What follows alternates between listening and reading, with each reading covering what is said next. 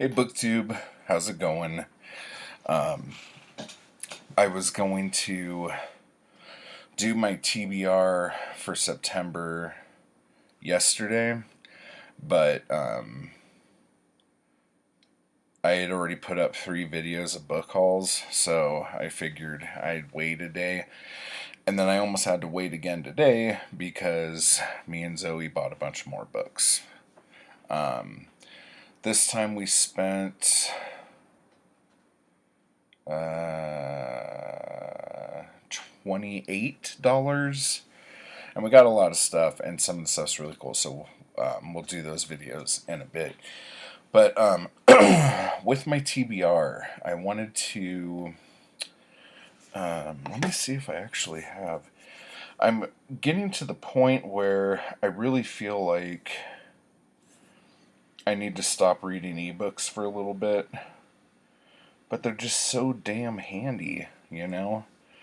Like, I could have, like, a ton of books in my hand, and it's just easy to carry when you're doing stuff. So, yeah, I guess so. This is how this is going to work. Okay, so some of these books you've already seen me say I wanted to read, but then certain booktubeathons and things like that happened, and so like they got pushed to the back burner, so now I want to really dig in on them. And one of those, and this is one that when I got to the middle of the book, it stayed together a lot better. There we go. The Great Shark Hunt by Hunter S. Thompson. I have, I don't know, like, oh, where are we at? I have a bit left in there. I'm probably going to finish this as an ebook because this is getting really wrecked. I might just grab another copy of that. So I want to finish that. I want to finish Trouble Is My Business, which I've been talking about finishing for weeks now. Let me go like that. Well, that's horrible. Look at that lens flare. Holy shoot balls. So yeah, Trouble Is My Business. I'm sorry. Oh, that's better. So I would like to finish this.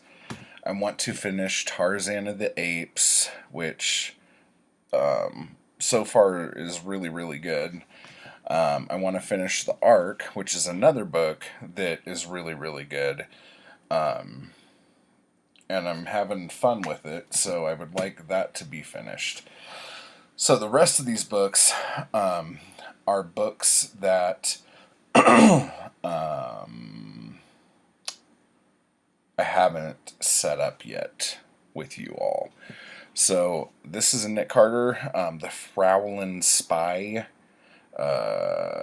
Sex, espionage, and sadism mark the deadly struggle against a master plan for world conquest. Yeah, so a Killmaster spy thriller. And the corner has been bit. I don't know if those are dog teeth or they actually look like people teeth. So that's kind of weird. So this is the 5th book in the Nick Carter series, which is almost 300 books long. So I would like to read that, and I've been wanting to read this forever. Branded Woman. Why did I say braided? Branded Woman by Wade Miller, who wrote Touch of Evil. That's a great cover. Look at that. Nice. So hopefully I'll get into that. And then finally, The Aseptic Murders, the last Al Wheeler Carter Brown book I own, so I'm going to have to buck up and get some more of these guys. And then The Influence by Ramsey Campbell. I'm going to jump on that. Childhood's End from my sci-fi book haul. Remember this from a while back. The Last Amazon. So that'll be my fantasy checkbox ticked. And then the fourth in the Spider series, City of Flaming Shadows. And again, here is some guy that is not at all what I imagined the Spider to look like. But that's okay. So, this is the second book that was written by Norvell Page, writing as Grant Stockbridge. So, that should be delicious. And then, The Mugger, Ed McBain, the second book in the 87th Precinct series.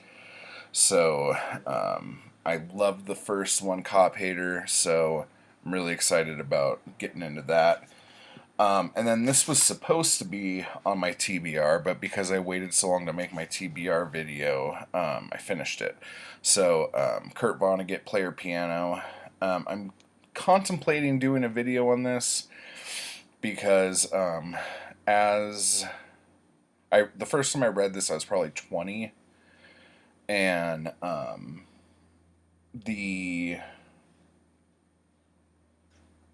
a lot of stuff in this book means completely different stuff to me now. But it's about a guy who it's basically a guy who is an engineer who's like at the head of this plant that makes machines and robots that have inadvertently, for the world, has put people out of work because the machines are more efficient. So he becomes the leader of a revolution to take down the machines. And it's very much Vonnegut, and yeah, I don't want to give too much away about it, especially the end, but the one thing that I've held on to since I was younger is that I think this book is overwritten. There's some chapters that feel like maybe they shouldn't be in here. And there's a lot of chapters of just like random people. And that's good because it shows some of those chapters are actually the best chapters in the book. But yeah, no, I like it a lot more now than I did when I first read it. And I'm a little melancholy since I just finished it. So, those are the paperbacks I'm going to read.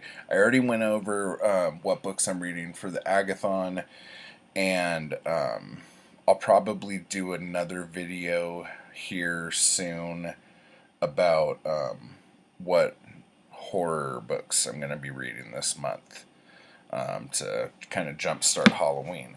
But I wanted to also show you the ebooks I'm going to be reading.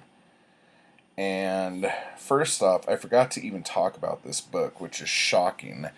The First Quarry. Oh, there we go.